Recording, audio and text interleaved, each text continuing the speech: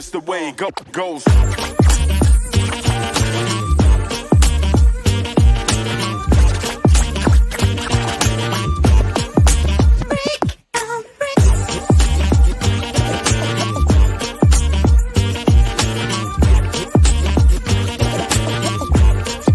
Just the way it goes.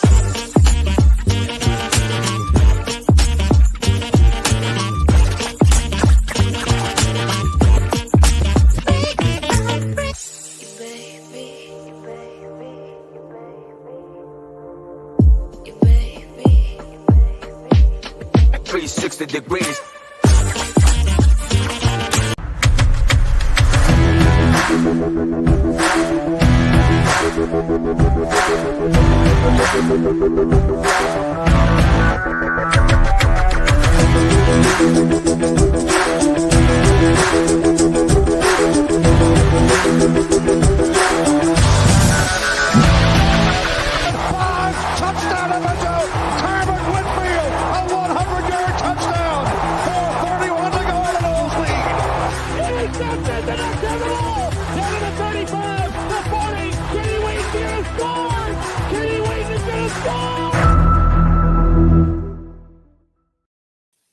Welcome, college football fans, to Conference Championship Week. We made it, Luke. We've done one of these every week except for one leading up to the conference championships. Happy Wednesday, everybody, or a not so happy Wednesday, depending on what college football team you root for. A lot of chatter out of the transfer portal today, but first let's talk to Luke. Luke, how you doing, buddy? Hey, man, I'm good. Just getting back in the swing of things here. Got a full work week after having a nice short week last week. I'm very excited for this weekend. Looking forward to a lot of fun action for championship weekend. Yeah, same. We got some good championship games coming up, and we got our top 25, our top 10 recap. This is going to be a condensed version this week because really all the top 10 is all that matters, right? And but let's kick it off with some talk about some stuff that's going on in college football. Let's talk about the transfer portal. Let's talk about all the news and happenings in the transfer portal. Obviously, the big name to enter the transfer portal right now is Riley Leonard right here. Everyone is saying that Notre Dame is a lock, but I'm also hearing Auburn is a contender for Riley Leonard. They're not. Bud Elliott tweeted it, so I know. But it's Notre Dame. It's it's the worst kept secret in all of sports right now. Is like Riley Leonard is in the transfer portal, which has not even opened yet, but people are already announcing where they're transferring to in the transfer portal. And he's already followed like half the Notre Dame football team on Instagram, and I think it even says under his name for the transfer portal, says do not contact. So I wonder where he's going. He's following the lead of his fellow former ACC quarterback Sam Hartman, who I was really excited to watch at Notre Dame this year, and he didn't really have the best season in the world. Hopefully Riley Leonard has more success at Notre Dame. We'll see. Or hopefully he doesn't, right? It all depends on who you like and who you don't. If he goes to Notre Dame, welcome. I don't know. I love Riley Leonard. I want to see him do well. He's a great kid, man, but I root for schools, not players. Yeah. When you go to Notre Dame, I can't do it. We have some other names. Let's see what else we got. We got KJ Jefferson from Arkansas, right? He entered the portal. What else did we get? We got Max Johnson. We already know that he's going to North Carolina. That was a real quick signing. Yeah, that one, I don't know about, like, he was at LSU, then he's at North Carolina. Then he was at A&M. Now he's going to North Carolina. Maybe he develops and has success there because they've recently had some quarterback success. Maybe. Yeah. I mean, Drake May, it's Trubisky. We have Sam Howell. We have three names. Yeah, Sam Howell. Yeah. We have three names from the Gators. That sync with Sunbelt Billy is sinking, my friend. Yeah, I'm wondering what's going on over there. Why there's so many people just. This is only his second year, and they're starting to transfer out. Maybe they're thinking like I saw their backup quarterback who came in when Graham Mertz was injured is transferring. Yeah, he's got 3 years of eligibility left, and he was a highly touted prospect. So the thinking is that Graham Mertz is going to stay. Maybe. I would think that he's going to return next year, and he's probably thinking he could start somewhere next year right away and get some NIL money at a Power 5 school. I don't know if maybe he's not going to start at a Power 5 school. Maybe he goes, to the next tier. Maybe he's at a American or Conference USA or a Sun Belt team. I don't know. That'll be an interesting one. We also got Miami quarterback Tyler Van Dyke. He's got a year of eligibility left. We have Michigan State quarterback Keaton Hauser, Baylor quarterback Blake Shapen, wide receiver. We have Treshaun Ward, who was a transfer from Florida State. It was at K-State. He's leaving again with a year of eligibility left. Okay. Utah quarterback Nate Johnson. Yep. Makes perfect sense. Not mad at the kid at all. With Cam saying he's coming back, Nate Johnson wanting to go play, I get it completely. Do we already talk about Will Rogers? No, that's a big one. Will Rogers very is a intrigued big name, by that one. Yep. That's one that he's going to go somewhere. Like before the Riley Leonard announcement became official, I think a lot of people were saying that he could have been the next guy at Notre Dame. And I think does he have 1 year or 2? I have it right here. It looks like. Wait, you say Will Rogers or Will Howard? Will Rogers. Will Rogers. Oh, that's Mississippi State. Mississippi State. I'm thinking Will Howard, Kansas State. But I have Will Howard right here too. He's a grad transfer, so a year left. Okay. Yep, he could stay in the SEC. And remember, this is day 1. Yeah, I mean, well, it's not even like the portal doesn't even officially open until Monday. Right. People are these guys are announcing that they're going to put their name into the portal before the portal even opens. Like I don't know the deadline date is, but the opening date for the portal is December 4th, and they're already saying, "Well, my season's over." Like this is the free agency for college football, and they're saying, "Yeah, I'm going to be a free agent and I'm on the market." That's basically what it is, and they're saying, "I'm not just gonna, pick like." If you compare it to pro sports, they're not going to pick up their player option. Right. They're declining the player option is essentially what that is, but people can't sign these guys or, they can't announce they're transferring or where they're transferring officially and sign until next week. I have a friend. He's a good friend. His name is Darius. He's a big Gators fan. And I think he might be clueless. And I mean this with all due love, Darius, if you're watching this on Twitter, he just tweeted at Billy Napier and the Gators football program about Riley Leonard entering the portal. You have no shot, Darius. No shot. But yeah, the other thing, Luke, is that it's also flip season when it comes to commit. Yep. And we had a big flip right now, and we also have the possibility of another flip coming up with Jeremiah Smith, the number 2 wide receiver in the country. But I want to talk about this Miami flip that just happened. Miami just flipped a prospect from Ohio State. What was his name, Luke? You remember, right? He's the kid. He's a defensive tackle from St. Ignatius, the local kid. Off the top of my head, Hold on, I'm pulling it up right now. Justin Scott.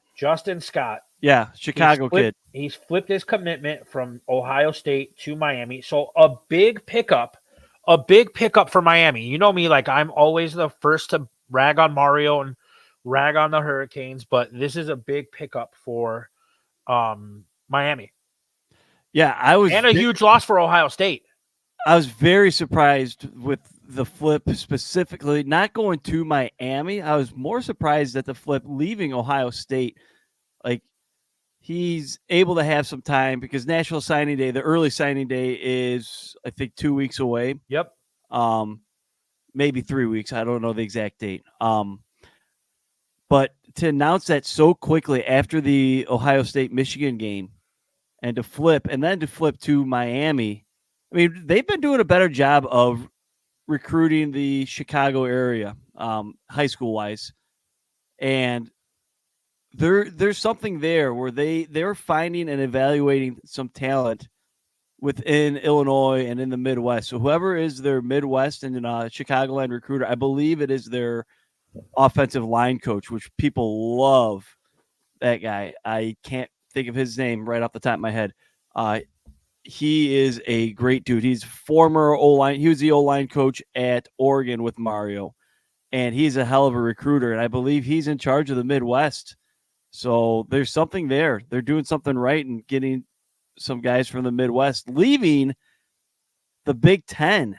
Is it Alex Mirabal or is it Yeah. Kieran Justice? It's Alex Mirabal. Okay. Yeah, so he got a guy to decommit from Ohio State. Well, he flipped him.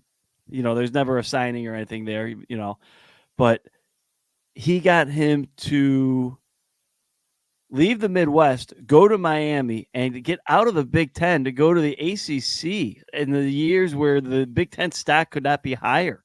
Yeah. Very surprised by all aspects of it. So we have another Jeremiah McClain is another one who the crystal ball is predicting that McClain will commit or flip his commit from Ohio State to Florida State University. That would be a big get. What else do we have? We have Florida wide receiver Caleb Douglas. We have, Spencer Rattler announced he's declared for the 2024 NFL Draft. Learn to speak French Canadian because you'll be playing in the CFL. Max Johnson, North Carolina. Clemson offensive tackle. Mitchell Mays. Miami wide receiver. He was a top 50 recruit. Frank Layden has left. Max Brown, we talked about Florida. KJ Jefferson. You got Will Rogers too at Kansas State. Yep. That's one of the bigger ones that I'm going to really pay attention to over these next couple of weeks. He's going to stay Power 5. I don't know if he's going to be at a top 10 caliber team school, but he's definitely going to be in the mix somewhere in a Power 5 conference. Absolutely. As a starting quarterback. Another big one today, the guy that last year announced he was returning and that he pissed Teal, now apparently no longer pisses Teal, and Grayson McCall is leaving Coastal Carolina and transferring to maybe to Liberty. But I mean, that doesn't I think he's trying to go somewhere for a grad year he's trying to go to Power 5. I mean, Jamie Chadwell, his old coach, is the head coach at Liberty. They're undefeated this year. We will be seeing more names as we get further and further into the season, as coaching changes happen. This is just the beginning of a free-for-all in college football. And you know who's going to lose some players? Is Colorado. Colorado is going to lose some players. Yeah, there's something bizarre going on there. It's so bizarre. I think part of it is you're seeing some names that are saying they're entering the portal that were not impact players this past year for Colorado that tried to stay and think they could prove their worth to Dion and the team, and it didn't work so well for them, and they're going to go find somewhere and have a fresh start. Colorado also lost one of their best coaches this week with Sean Lewis taking the head coaching job at San Diego State. Yep. That was one hell of a hire by San Diego State. Sean Lewis is a local guy. He used to coach high school football in Oak Lawn at Richards High School, and he was Dwayne Wade's alma mater. Yeah, he was. I believe he's a Richards alumni as well. He was a former offensive coordinator at Eastern Illinois under Dino Babers, and then was Dino's OC at Syracuse before going to Kent State. He was the Kent State head coach, had more success than any other head coach in Kent State football history, then went to Colorado and took the bag. And for whatever reason, got demoted. And he's like, I'm going to still be a head coach. I'm going to go back and be a head coach somewhere else now. And he landed on his feet and got a great spot in San Diego State. That's going to be fun to watch that team under him. Some other names. Lots EJ of Warner, names. Kurt Warner's kid, is leaving Temple.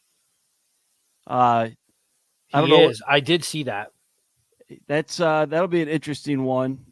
The name that I saw today, another one that's going to be intriguing. This is quarterback heavy with transfer portals right now, because that's the ones that are going to be making the money in NIL. You're going to get one. These quarterbacks are getting $1 million to $2 million. Some maybe a little bit more in the portal. So they're the first dominoes to truly fall, and then after that, the other skill players will get their NIL money from there. But these teams are going to be going quarterbacks first naturally. But running back wise, Marcus Carroll, the running back from Georgia State, could be an impact player somewhere next year. The guy is an absolute stud. I watched him play a few games this year, and he's going to make an impact in the Power 5 backfield next year. It is the wild, wild west when it comes to the portal. It makes things interesting. I'm a big fan. Let's get into our top 10. We're going to kind of condense it down, right? Because we don't need to do the top 25. This is what matters right now, right? So let's get into Penn State. Let's talk about Penn State.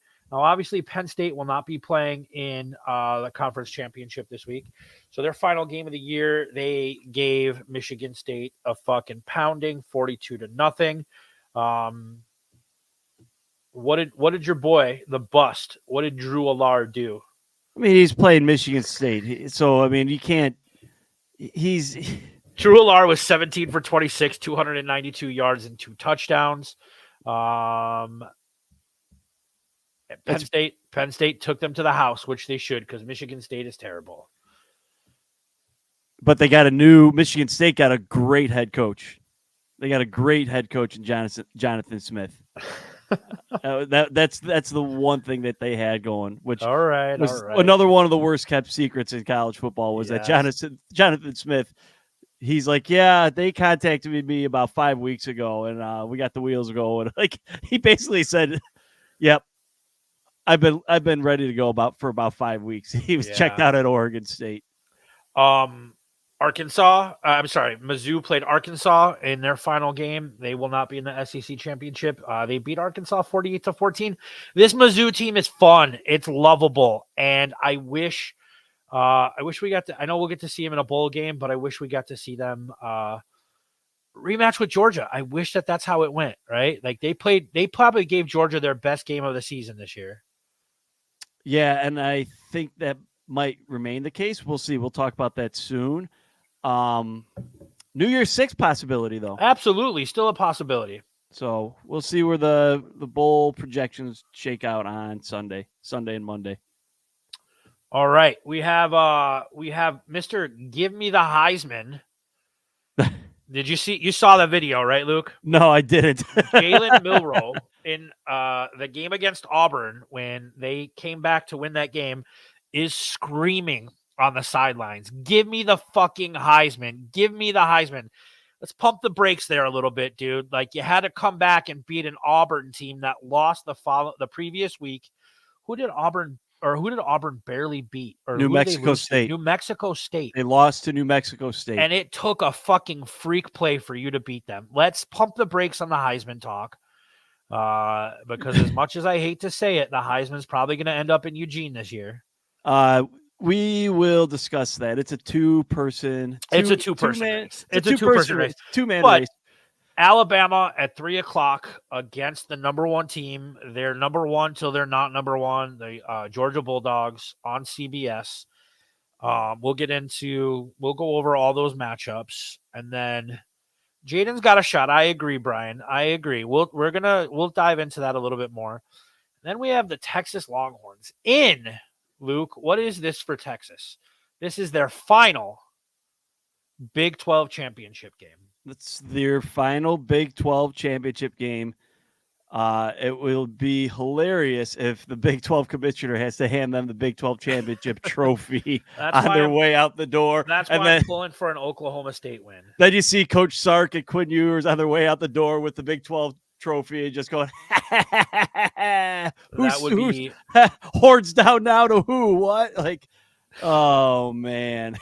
But Texas fans are annoying me this week. I got a lot of beef with Texas fans after these rankings got released. Isn't it hilarious that I know what I'm talking about? Luke, let's take a minute here, right? Because our podcast just isn't about college football. It's about the friends you've made along the way, right? Now, Brian has been a friend for a long time, and Brian's a good friend. I'm actually going to spend my birthday with Brian on Sunday. Nice. Brian's taking us all to a Chicago Wolves game. Oh, nice. There you go. And Brian is a newbie to the college football world. And I will say that I think Deion Sanders is what got him to watch college football. And I don't give a fuck how he started watching college football. The important thing is that he watches college football now. So, yes, Brian does know what he's talking about. At the beginning of the year, he was a newbie, and now he's not. So, Brian, thanks for being with us on this Eugene to Tallahassee journey throughout our inaugural season. You've made it fun, like having football conversation with you, listening to Luke and I go back and forth about it. Yeah, Luke, what do you got to say? Texas fans that think that they should be meant about Brian, you dipshit. Oh. I thought you said everything that needed to be said about him. You said all these nice things. You want me to say even nicer things about him? No, fuck that. He said we just said all these nice things about him. I don't need to pile on more and make him like feel all like, oh man, these guys love me. This isn't a Brian love fest. We love Brian. Everybody knows that, but come on, we don't need to add on more. Like, all right. What's your beef with Texas fans? Let's hear it. They're all clowning Oregon and saying, well, we should be ranked ahead of Oregon. We should be the team at number 5. Texas? Yeah, motherfuckers, no, you should not be. No. Look at the point differential in games for Oregon compared to Texas. Texas is hanging on by a thread against a team, Kansas State, who is only ranked to help Texas's ranking this year and this week, and it got them only to 7. I have a problem with them at 7. I don't have a problem if they were at 6. The thing is, they should not be ranked ahead of Oregon. Motherfuckers, you guys need to listen for a second, okay? You lost to Oklahoma. Oklahoma has 2 losses. Oregon's 1 loss is to Washington on a 3-point game where the kicker pushed the field goal and missed as time expired. That's an undefeated team that Oregon should have beaten. I also don't think that they should be ahead of Ohio State. I think they should be. I don't think so. But the Texas gripe is like, dude, you want to be ranked 4 or 5 or whatever, you should have beaten Oklahoma, because every other game you played, other than this week against Texas Tech, who you blew out, every other game you're hanging on by a thread in the Big 12. The Big 12. Not the Pac-12, not the SEC, not the Big 10, the Big 12. That's my gripe with them. They're sour grapes saying, oh, we've got a better strength of schedule, better strength of record. The better team, everybody sees the better team is the Ducks. Plain and simple. That's why you're not jumping them in the rankings. You're not a better one-loss team than Oregon. Are you a better one-loss team than Ohio State? I think so. Yeah, but like I don't think so. I don't think so at all. Ohio State. I'm not. It's not a hill. This is not a hill that I'm willing to die on. But Ohio State beat some good teams. Ohio State played Michigan really well. They lost to Michigan, but they beat some good teams. Like they have a Penn State win under their belt. They have a Notre Dame win under their belt. And yeah, those wins don't hold as much weight now as they did like when the wins happened. But those are still big wins. Those are still big wins on your schedule. I would put Texas ahead of Ohio State. No, because who's playing for a conference championship this weekend? Is Ohio State? No. Did Ohio State just get the opportunity to put their name in the top 4? I understand that Iowa is playing for this conference championship, but that's because the Big Ten divisions are fucking dumb. Like there should be a fucking Michigan Ohio State rematch in the Big Ten championship every fucking year if those are the 2 teams that are going to compete. So Like, yes, that is also the case, but then that rivalry week game last week is kind of meaningless if they both clinch a spot in the Big Ten championship game. What are they okay, going to what are they going to do next year? what does it mean more, right? Like, where does it mean more? It's going to be an exhibition game next year. I mean, if that's the case. That's the case. Yeah, like that's the case. But there's other teams joining the Big Ten that might have a say in that. So things could change next year. That might not be the case. well, and like also I'm hearing more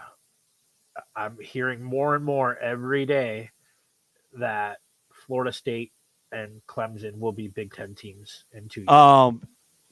We'll talk some chaos scenarios in a minute here, but imagine a scenario, because there's people talking about it, Kirk Herbstreit, who, let's just say, He's on my fucking shit list. I know he is. He's your lame ball. He's my fucking he's my lame ball, dude. That dude has it out for Florida State so bad. But don't you think that if Florida State as an undefeated team didn't make the playoff, they would be on the phone right away with the Big Ten and all these other conferences to say, we want in, fuck this ACC bullshit. Well, they want in regardless, man. Like the revenue sharing in the ACC is so fucked.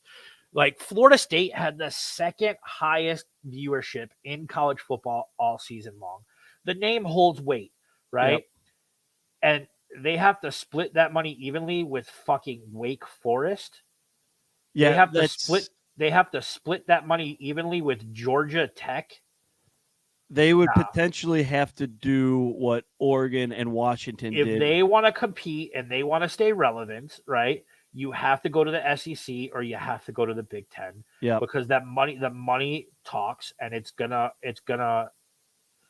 gonna keep you competitive for a longer period of time. Florida State will not be in the ACC in 2 years. Like, if somebody wants to clip this, Yump, they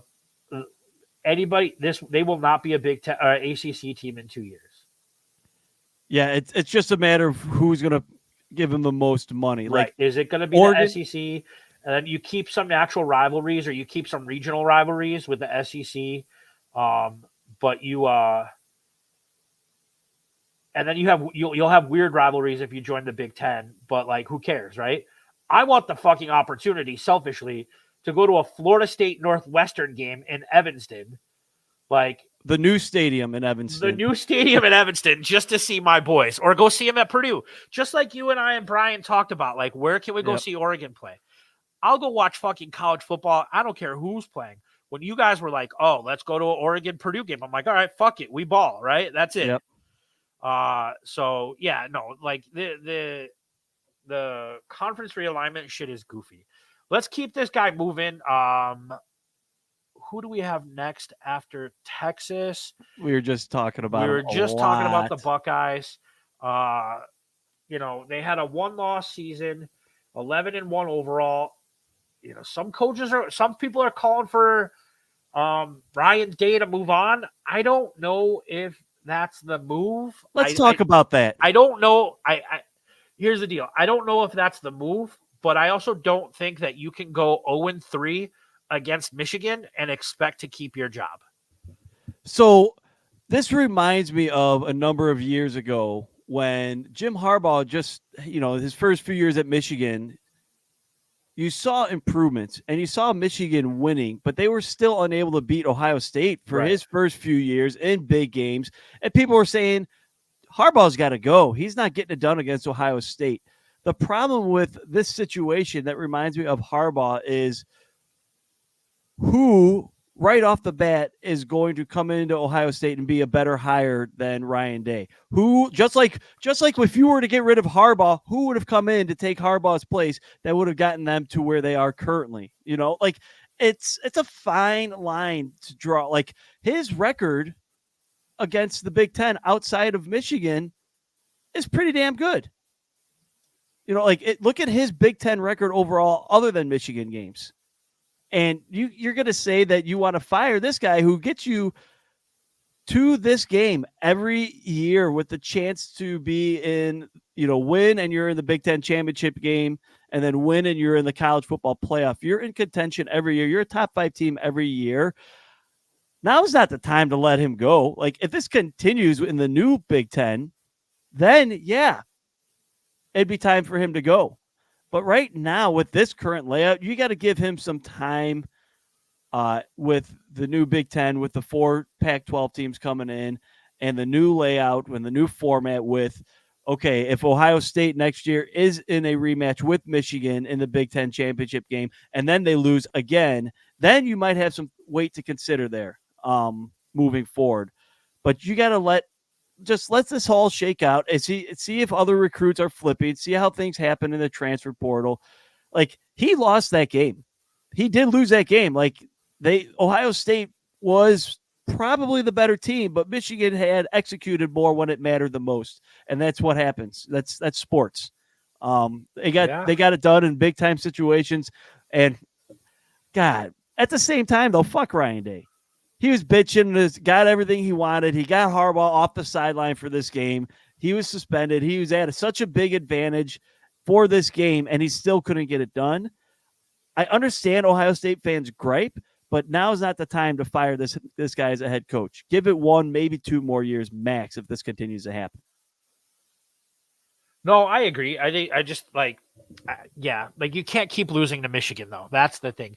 Now he recruits, but he's gotta finally get over that hump and beat Michigan. Let's get into our next team. Also, Ohio State's losing a bunch of players. Marvin Harrison Jr. is going to look great as a Bear. I can't wait for that. I you know what? Like, I really would not be surprised if he ends up going 1 of 1. That's just my. Yeah. Hey, we have your Oregon Ducks. You know these guys, yeah. Now Oregon plays. Oregon plays at 7:00 on Friday night. It looks Friday Night Lights, baby. Friday in Vegas. Night Lights against number 3 Washington in Vegas. Luke, are you taking a weekend trip or what? Oh, God, if I didn't go to Eugene about 3 weeks ago, I'd be there. My buddy's going to be there. He's flying in. I got 4 friends that are flying in Friday night. They land and then they're going like right to the stadium from the airport and just checking their bags, or right from the airport to the stadium. They're checking their bags at the stadium before they go in to check in at the hotel. So they're going straight from the airport to the game. And then they're going to the U2 concert at the Sphere on Saturday night. I tried to say to them, screw that, go to the Mountain West Conference Championship game on Saturday because UNLV's hosted in Allegiant Stadium also. That's what I would do. But I'm not going. I would love to. I was there 2 years ago. It did not end well. I love that. I love Vegas. I love that stadium. I love when Oregon plays there. It's great. Big game. Let's just do it right now. No, you know what? Let's save it. No, let's save it. Let's save it for our week. Let's save it. Let's get into the next team, right? And then let's save our predictions for the final slide, right? You okay with that? Yeah. All right. So coming in at number 4, back in the top 4, my Florida State Seminoles, 12-0, big win over Florida. The first half was shaky with Tate Rodemaker at quarterback, but 24 unanswered points.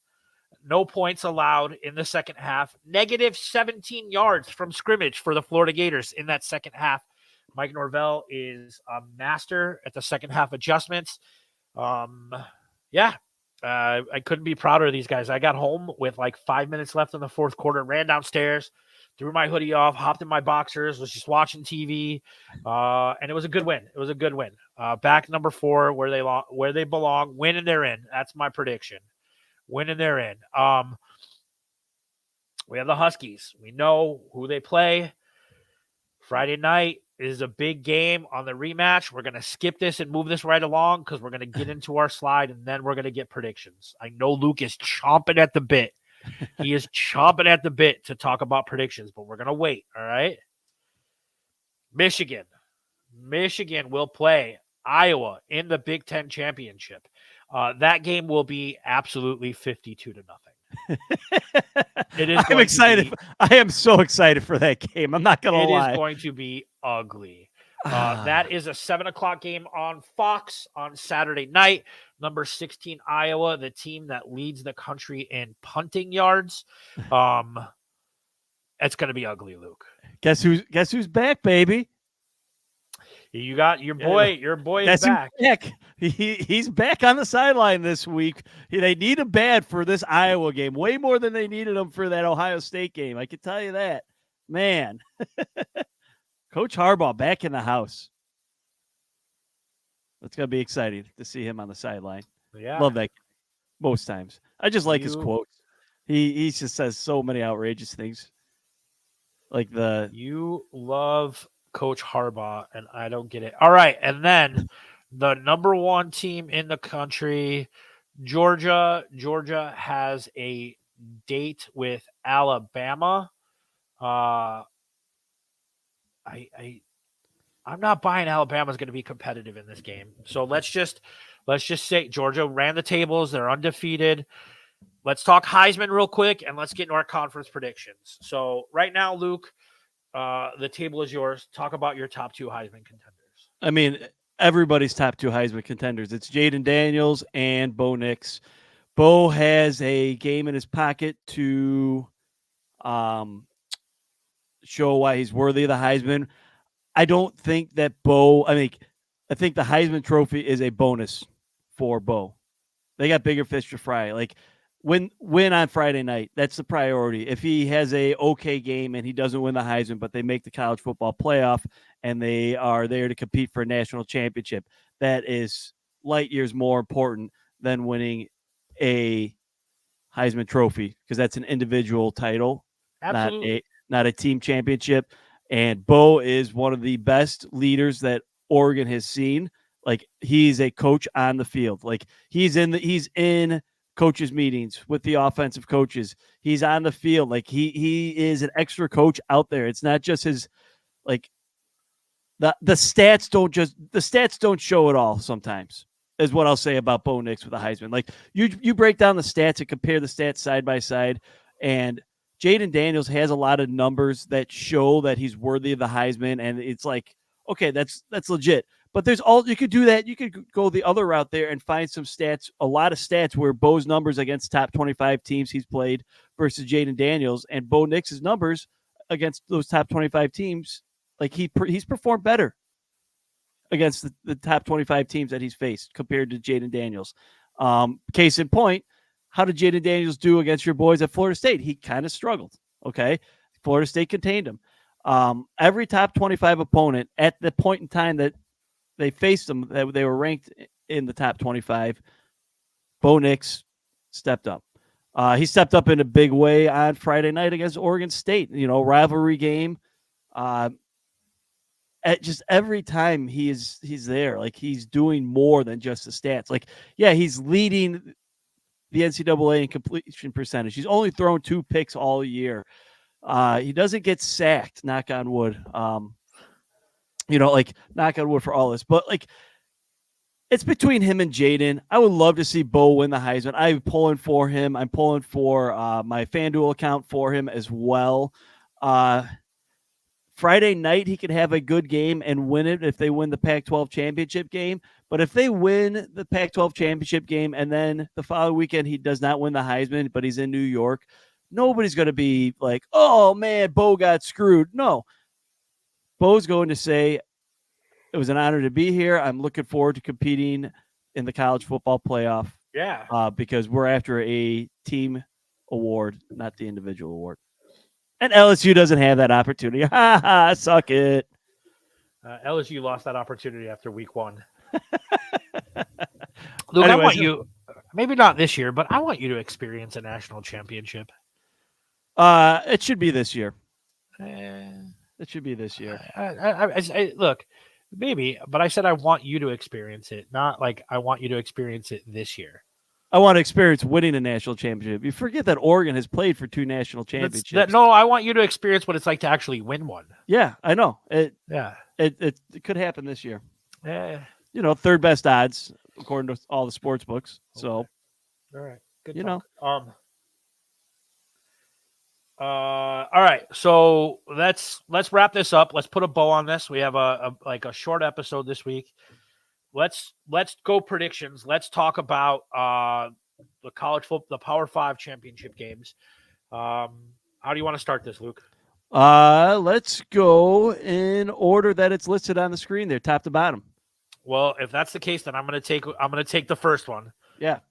I think that Tate showed us enough against a rival in the swamp to beat Louisville. Louisville lost to Kentucky last week in their rivalry game. I don't think that this is a blowout. I say Florida State wins 24-14, and they finish a 13-0 regular season. Luke, how about you? Yeah, I mean, Florida State's 2.5-point favorites. Which Jeff Brom team are we going to get? Are we going to get the Jeff Brom team that lost to Pitt, or are we going to get the Jeff Brom team that could step up in big games? He's got experience coaching in a conference championship game when he was with Purdue last year in the Big Ten championship, and he got blown out by Michigan. Who doesn't get blown out by Michigan in Big Ten championship games? That's nothing new. This isn't about Tate in this situation. This game needs to key in on Florida State's defense performing well against Louisville's offense in order to win the game. Which they have. They've been absolutely lights out. Yeah, I mean that's what it's going to come down to because I mean Tate, the quarterback, is not the strength of this Florida State team anymore. Everybody knows that. Well, thanks for my grandma died like a couple years ago. Did you want to talk about that too, Luke? Thanks. I'm keeping it real. Like it's fucking dickhead. I mean the Florida State defense is now the strength of this team. And not just the defense, but they have a lights out run game. Trey Benson, Toafili, Keziah Holmes, like Trey Benson in that defense won that Florida game for them, right? So, like, if they can establish the ground game and the defense does its thing, Florida State wins this 24-14. Trey Benson, who transferred from the Ducks. I know. I'm well aware, Luke. I'm well aware. He didn't want to be with Mario Cristobal. Yeah, who wants to be with who wants to play for that guy? Apparently, no one. Apparently, the St. Ignatius kid does. What do we got in the Big 12? Texas and Oklahoma State. Okay. Mike Gundy, my guy at Oklahoma State, back in the Big 12 championship game after a 1-year hiatus. He's 40. He's a man. He's 40. I'm 40. I'm a man. Texas is a 15-point favorite. I think it's going to be a much closer game than a 15-point game. I mean, the strength of Texas's defense has been being able to stop the run. And what is Oklahoma State's strength on offense? Ollie Gordon and the run game. So they got to come up with a creative game plan here, or they got to have confidence in Ollie Gordon that they're going to be able to run the ball down Texas's throat on defense. This could be a close one. I mean, everybody's talking about Texas, but every game Texas has played has been close. Like, they're not going to – this shouldn't be a blowout. I think people are underestimating how good Oklahoma State has been and found their way back into the Big 12 championship game. They've had some big wins.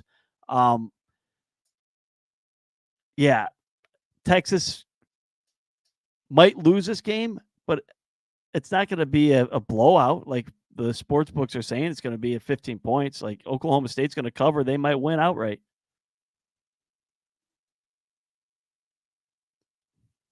Lost you. I got no sound on that. Oh, sorry. There I'm you go. Going to go Texas. Texas gets the W.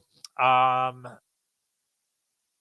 I don't think it's close. I think Texas has a good game, and Texas wins this by a lot. Yeah, I disagree. All right. Well, we'll see. The Big Ten championship. I already said how I feel. Michigan's going to win this game by a lot. Well, Iowa is not good on offense.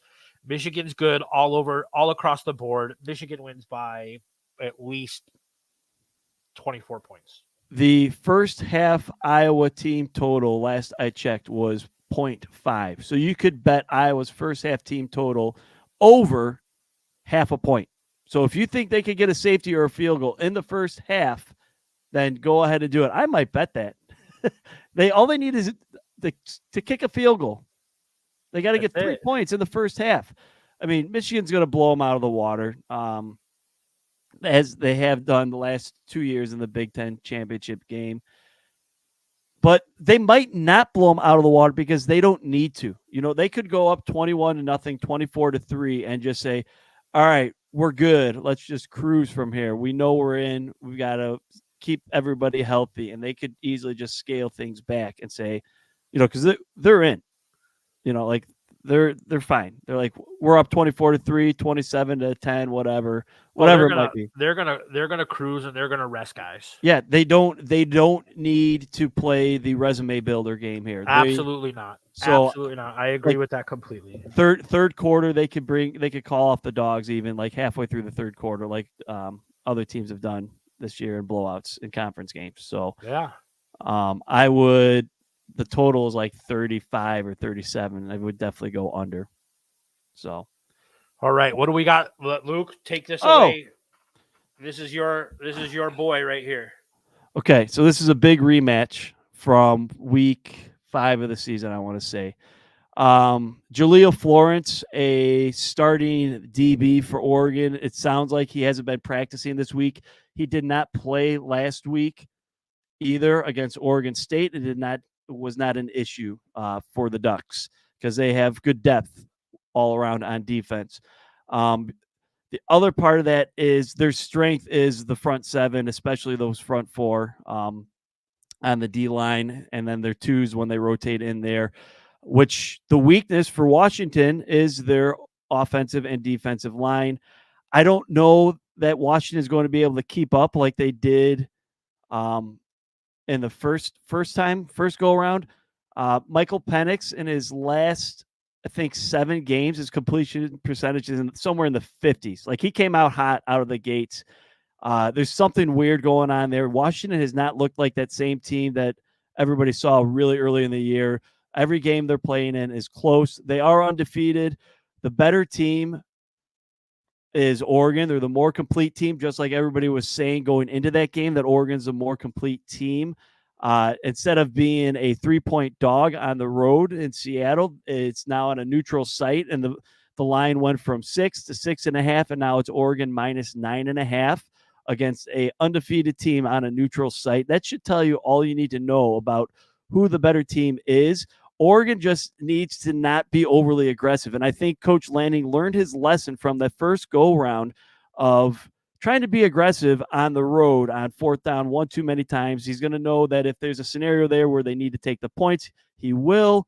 They've got the best quarterback in the country, arguably. They should, it's going to come down to one of 2 results here. Oregon wins by a mile and boat races Washington, or it's a very close win for Oregon. One of the 2. I don't see Washington winning this game. Gee, I wonder why I don't see that happening. Man, I'm amped up for this game Friday night. I'm already in that giddy mode of can we just get to Friday? Can we just get to Friday? We need to get this game. We need to get this game played. I'm so antsy and ready to go for this rematch that God, it just feels like I feel so confident that Dan Lanning is going to have these guys prepared in so many aspects of the game. He's going to have them motivated. They're just going to be so prepared to avenge that loss. And by the way, there's a lot of rumblings out there that Michael Penix isn't healthy. He hasn't looked good.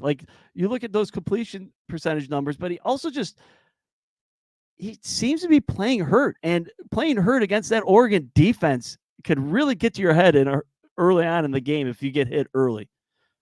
There's a lot of factors there. So he does look banged up, and he hasn't looked himself these last few weeks. Luke, I'm going to go Oregon wins by, I don't think this game is close. I just think that you guys started clicking at the right time, and you are on a roll. I'm going to go Oregon 35, Washington 17. That could be I think the name you guys just started playing great at the right time. you had a couple weeks where you were really, really good, and then the Washington game happened, and Yeah. it was just like whatever. Or the Texas Tech game was just kind of blah, right? Like, Yeah. but like you guys got hot at the right time, and you look really hard to beat. It would not surprise me if the national championship game is number one. Well, it depends. Like if the national championship game is number one Georgia versus a number 3 Oregon, 3 or 4. Yeah. Depending on how things shake out. Yeah, I have so many more thoughts. Like it just seem like they're ready to go. They are so locked in. And I try not to be biased with it, but like, well, no, like I am not a Georgia, I'm not an Oregon guy at all. Yeah, but you guys just got hot at the right time. My question, one of the questions I ask myself each week as these games are getting built up is I say like, okay, whoever Oregon's playing, can they score X amount of points? So this week I'm saying like, can Washington put up 30 points? And I think the answer to that is no, because I think Oregon definitely will put up 30 points on that Washington defense. And I don't think Washington can keep up with Oregon this time around. Their offense does not look the same as it did the first go around. I'm excited. I want Friday to be here. Damn it! Like, so I was supposed to work till 9:00 on Saturday. Yeah. But I was going to use sick time to absolutely leave at 6:30 to watch the Florida State game. But I got someone to switch with me. I'm out at 6:30. I'm with you, man. I can't wait for Saturday night at 7:00. There you go. That's right. And then our final matchup of the night, we talked about it a little bit. We have Georgia and Alabama. Luke, I don't think that this game is close. I think that Georgia is going to, I don't know if this is a resume builder, but they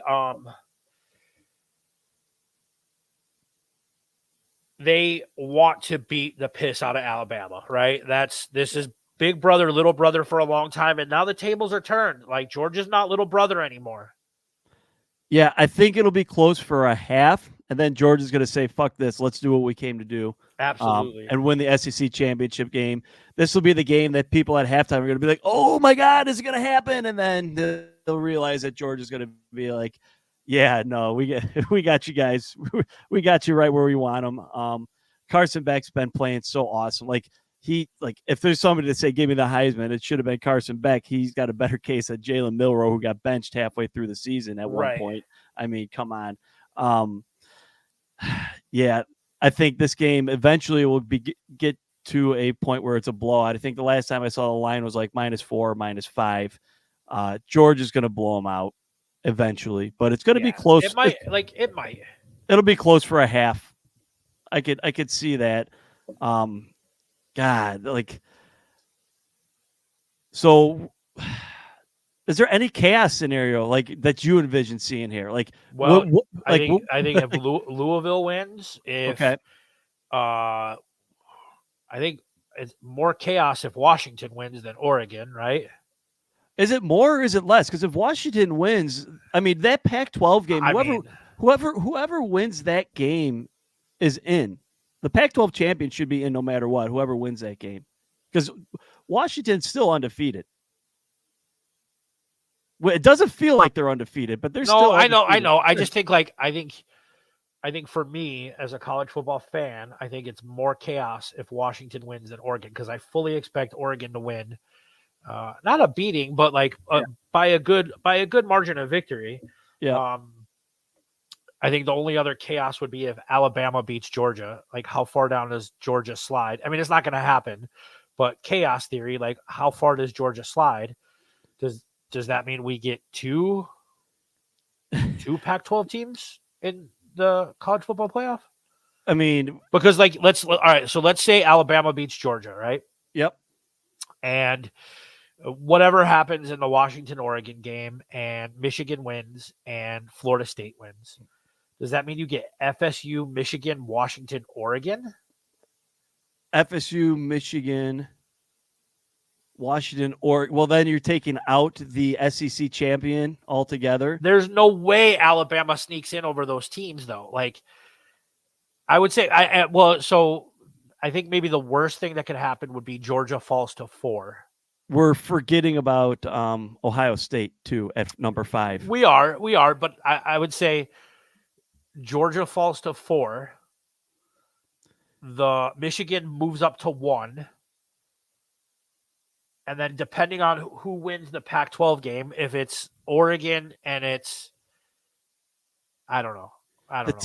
I can't envision a scenario where Georgia, even if Georgia loses, that they fall out of the top 4. I don't think so. The team that needs all the chaos in the world, though, is Texas. Texas needs it all. And Ohio State needs it all, too. Ohio State needs it all. I mean, Greg McElroy and Kirk Herbstreit have a point, but their point and how they are approaching it is wrong. Like, their point is the selection committee needs to put in the 4 best teams and not the 4 most deserving teams. That's easier said than done. Like, especially this year. This is a good question, Brian. I can't see a scenario where FSU wins and doesn't get in. Stranger things have happened, but I can't envision you leaving out an undefeated ACC champion. That's where Kirk Herbstreit was making his point. He's like, well, without my thing with leaving out the undefeated Florida State with, like, if they win a close game against Louisville, like, without Jordan Travis, you're disrespecting the rest of the team that, right. Like, they did that without their quarterback for 2 games, and they earned the right to be in the playoff. But other people, not people on the selection committee, I don't think, but other people out there, college football analysts like Kirk or like a Greg McElroy, think that without Jordan Travis, that Florida State is not one of the best 4 teams. They feel like they would be giving them a participation ribbon, and one, for lack of a better term, like maybe, and it may be like, and I'm a realist, right? I think maybe it's a participation ribbon, but it's absolutely a participation ribbon that would have been earned, right? You win the last 2 games without your quarterback that has been the heart of your team. God, it still hurts to talk about. I can't see a scenario where they're undefeated and get left out. I can't. I don't think so either. I would put them in no matter what as an undefeated ACC champion. Right. The worst chaos scenario that I can see is Georgia loses. Mm-hmm. They fall to 4. Michigan 1. Washington, Oregon 2 or 3, because you're playing each other. Florida State 4. Yeah. If Washington loses on Friday night, they're also going to be Team Chaos. Like, Team Chaos is going to be Texas, Washington, Ohio State. That's what ultimately comes down to. Texas, Washington, and Ohio State are going to be rooting hardcore for Alabama, and they're going to be rooting hardcore for Louisville, because that's their only hopes with everything the way it plays out. You know, they might be rooting for Oregon to also lose, but like that. We talked about it like that. I don't know. It's going to take a lot. Washington's going to have to play a perfect game, and Oregon's going to have to make the same mistakes that they made in the first game. They are. Like, you know, like, I remember that game because I went to your house that day. You had a little get together with some friends. I showed up fired up, and I was like, the better team didn't win the game. I mean, and you're not wrong, but that's just sometimes the way the cookie crumbles. Yes, and I just don't see that happening again. Well, my friend, I think that our regular season, Eugene to Tallahassee, has come to an end. We will see you guys when bowl selections have come out. I know, right. Luke, do you have any final words about your matchup on Friday night? I think I'm just really excited for every conference championship game. Like, the Pac-12 championship game Friday night is going to get me really amped up, but I'm also really looking forward to the smaller conference. I'm going to enjoy watching the Sun Belt Conference championship game. I'm going to look forward to watching Michael Pratt and Tulane in the Conference USA championship game and the American Conference championship game. There's just so many good matchups that are going to be exciting to watch that, like, I love this weekend. This is just a fun weekend of college football. Like, the regular season was great, and this is going to be another fun weekend. And then I'm looking forward to bowl season, baby. Love bowl season. Very, very So- excited for bowl season. Very excited for what's left. I am also a big recruiting nerd. So I think in the off season, we're not going to go every week, but we will do recruiting check-ins. Signing day, we'll have a signing day special. Yep. Maybe Luke and I will do maybe I'll take the day off and we'll just hop on a live stream and just do as letters of intent come in for different teams, like just updates and just do a signing day madness special. Yep. Can you take a sick day for that day, Luke? Probably not. Usually that's the week of finals in school. Man, fuck them kids. No, I'm just kidding. I'm no, kidding. but I might be able to work some things out. We'll see. No, but there's a lot there. The transfer portal, wild west of the transfer portal. I'm going to be excited for that. I'm looking forward to seeing a lot of these coaching hires in the coaching carousel. And I don't think it's done yet. I think we might see some other coaches that'll be leaving. Like Dan fill some other Lanning, spots. once he loses, he's Never. out. Never leaving. Never leaving. I don't owe you $1,000. I told you that I would give you $1,000. I do not owe you $1,000. That's how confident I was. The Duke opening is going to be exciting. Is it though? Yeah, like they've gotten the last two coaches have had success there. It's not like a meh hire. I think they're going to have some good names that'll be interested in that hire as like not a destination, but as a good spot to say, hey, I could have success here, and then I could go move up the ladder a little more somewhere if I continue to succeed. Like it's like Mike Elko. Yeah, like good luck, Mike Elko. Like I mean that. Like he's a good coach, but yeah, he's got a lot of digging out of a hole to get through. Oh my God. I'm what dying. In the world? I'm dying. Well, fellas, that's going to wrap us up for our hour-long edition of Eugene Tallahassee Conference Championship Week. I know Luke wants to end this with the SCO Ducks. SCO Ducks. And I'm going to end it with a FLORIDASTATE. Florida State, Florida State, Florida State. Woo! Until next time, boys, we will see you in a couple weeks.